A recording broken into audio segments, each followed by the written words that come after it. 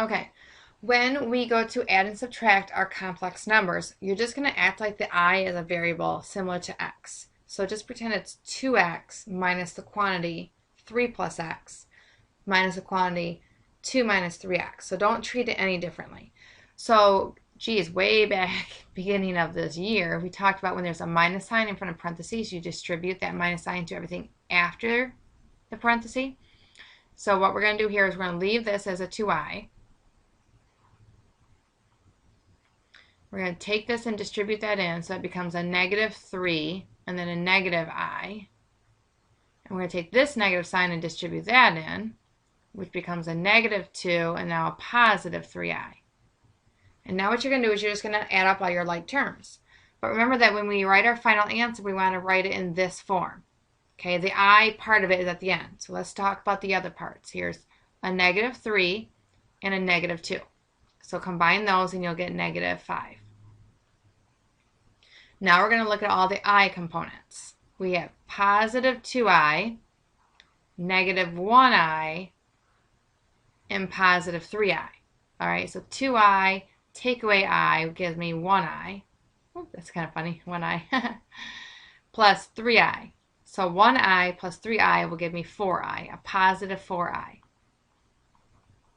And there's your answer. Okay? Now, multiplying complex numbers, you're going to distribute.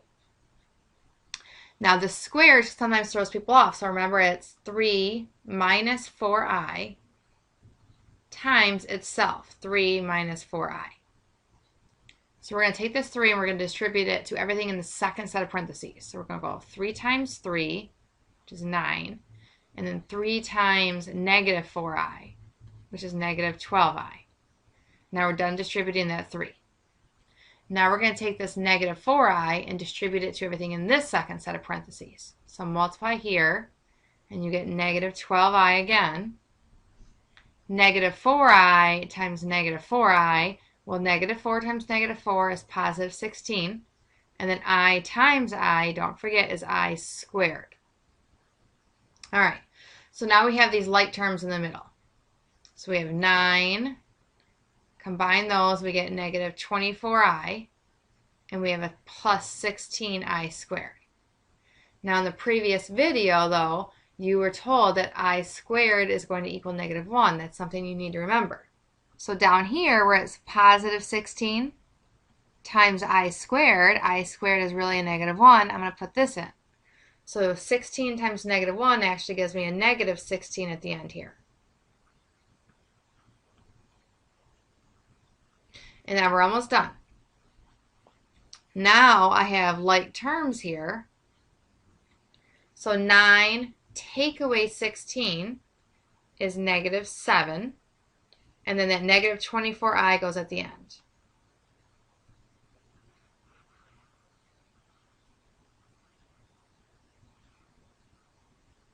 Dividing complex numbers, okay?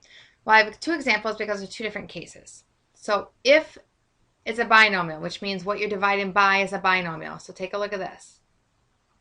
Binomial is 2 terms here. Then what you're going to do is you're going to do what we call rationalizing the denominator by multiplying by the complex conjugate. And what that means is it's the exact same binomial,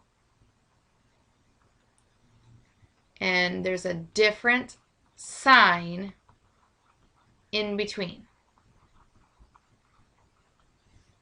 All right, so I look at this and I say 3 minus 2i. Okay, so I'm going to multiply my top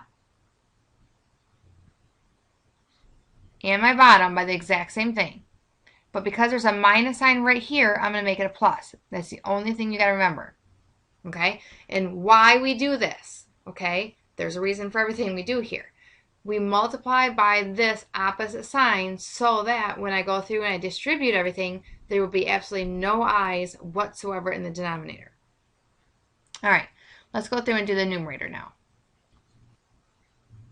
Okay, so we're going to distribute. 6 times 3 is 18. 6 times 2i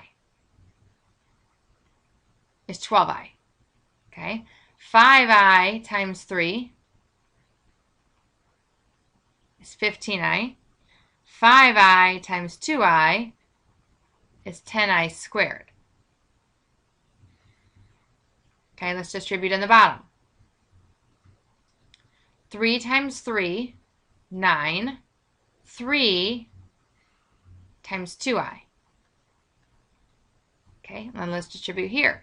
Negative 2i times 3 and negative 2i times 2i. So a negative 2 times a positive 2 will give me negative 4, and then I have my I squareds. I have like terms right here, and I have like terms right here. Okay, so 12i and 15i will give me 27i. 6i and negative 6i completely cancel. I squared, though, remember, is a negative 1, and this I squared is a negative 1. So on the top, I have 18 here. I have 10 times negative 1. Well, 10 times negative 1 will give me negative 10. So I have 18 and a negative 10, which will give me 8. And then these like terms in the middle were 27i. All right.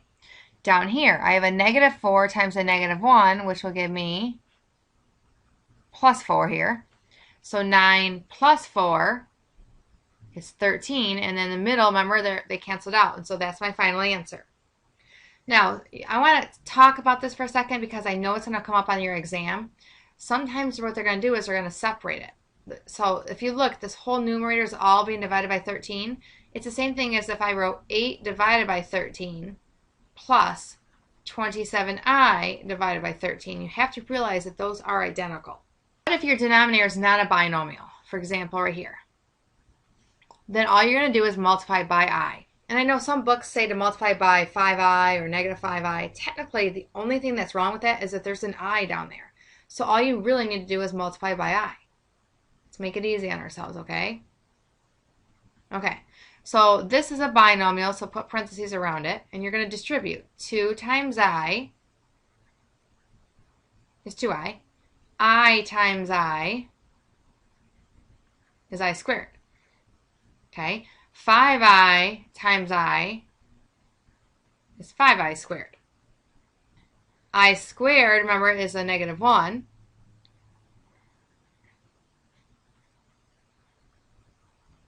We have on the top here, we have 2i plus a negative 1. So I'm going to write it in the right order. Negative 1 plus 2i.